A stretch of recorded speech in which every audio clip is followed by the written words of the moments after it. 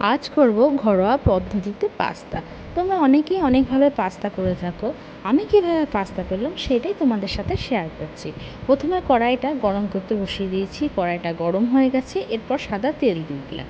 সাদা তেলটা যখন গরম হয়ে গেছে আমি দুটো ডিম ফেটে দিয়ে দিলাম, আর তার মধ্যে অল্প লবণ আর গোলমরিচ ছিটিয়ে ডিমটাকে আমি ঝুরো ঝুরো করে ভেজে নেব।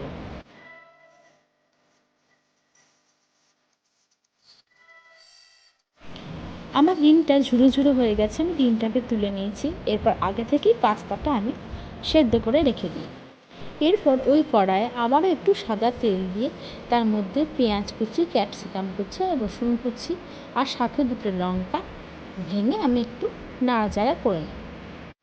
তোমরা এর মধ্যে আরও কিছু সবজি অ্যাড করতে পারো। এরপর সবজিগুলো যখন ভাজা ভাজা হয়ে এসেছে তখন আমি দেবো পরিমাণ মতন লবণ, আর সাথে দেবো ম্যাগি মশলা, আর সাথে দেবো গোলমরিচ গুঁড়ো।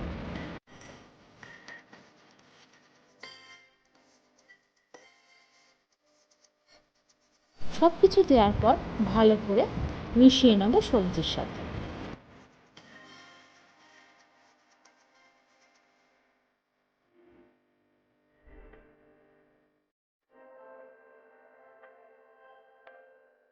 সবজির সাথে মশলাটা খুব ভালো করে আমার মেশানো হয়ে গেছে।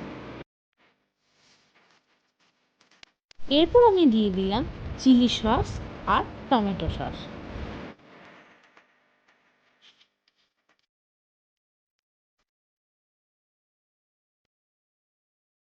এরপর আমি খুব ভালো করে মিক্স করে নেব।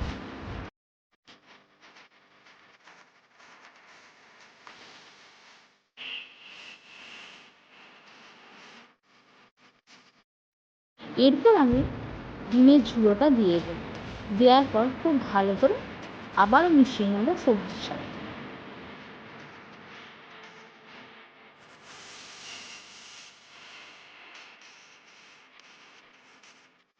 এরপর যে পাস্তাটা আমি সেদ্ধ করে রেখেছিলাম সেই পাস্তাটা কড়াইয়ে দিয়ে দিই।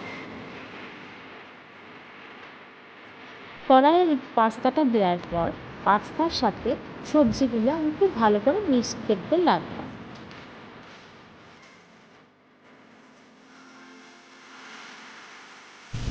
এরপর আমি অ্যাড করবো চাট মশলা।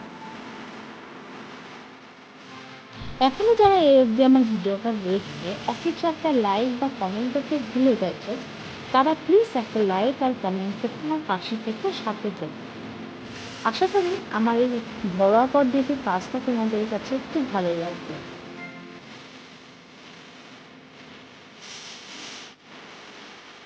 তোমাদের যদি আমার রেসিপিটা খুব ভালো লেগে থাকে তাহলে প্লিজ একটা সাবস্ক্রাইব করে আমার পাশে থেকে যাও। পরবর্তী ভিডিও দেখার জন্য অনুরোধ রইল তোমাদের কাছে।